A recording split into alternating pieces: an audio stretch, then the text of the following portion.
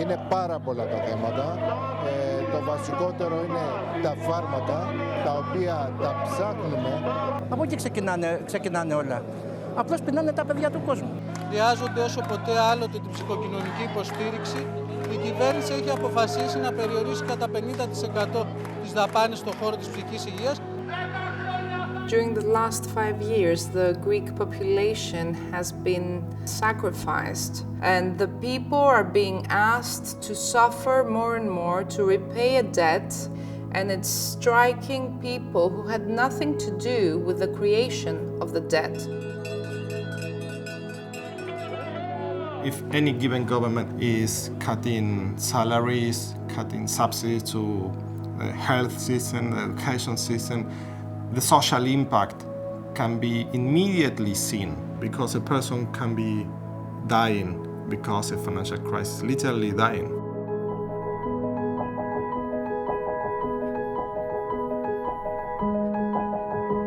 We live in a fast-paced world on a crowded planet. We move quickly through our lives, and when something happens, we would hope, we would expect that there'd be a hand to help us.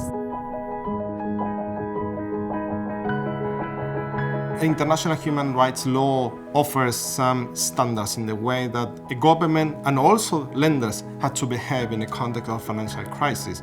For example, there's a minimum core human right obligation that had to be respected, no matter what. By 2009, a group of academics and a few legal advisors to NGOs got together, preoccupied with this idea that we had these obligations of international assistance and cooperation, obligations to strangers in international law, but the information hadn't been consolidated. States weren't aware, and many others weren't aware, of actually what this obligation entailed. And we spent several years drafting, reviewing, and discussing, along with a wider group of people, what became known as the Maastricht Principles.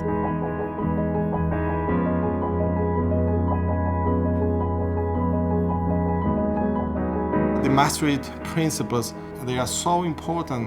I think they are changing our way to understand human rights in the modern economy. I mean, they are so helpful to frame the problems. When the debt crisis hit, and in particular austerity became the prevalent doctrine, it was extremely familiar to me, and I was very bothered that this was still happening and could still happen. And then I decided to start researching what was going on with austerity in Europe and using Greece as a case study because so much was happening there. People in Greece suffered, and they suffered not only because what their own government did and didn't do, but because what other governments did and didn't do. It is precisely what we looked at in Maastricht, and it was remarkable that when it comes to Europe, and with so many states that have human rights obligations, that they were disregarded in their entirety in the crafting of conditionalities that were then imposed on the people of Greece, and with terrible repercussions.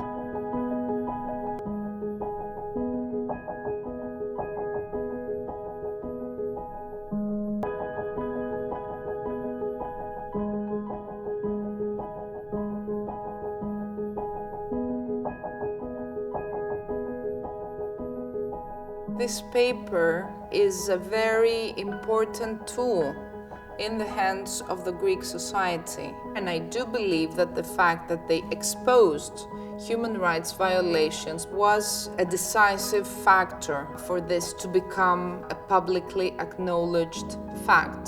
So this is contribution to human rights defense and human rights protection in the making, I would say.